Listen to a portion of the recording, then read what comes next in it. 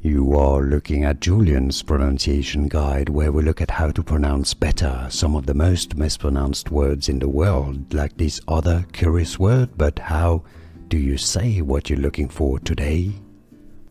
Let's learn how to pronounce these names once and for all correctly. If you want to learn, by the way, more names that are confusing and that too many people get absolutely wrong, stay tuned. We've got more videos for you.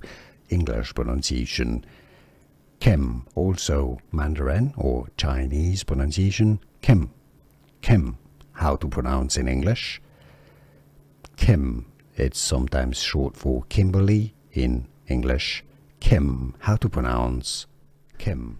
Here are more videos on how to pronounce more confusing words and names too many mispronounced. Like this video if you found it useful. I appreciate your support. I'll see you soon and thanks for watching.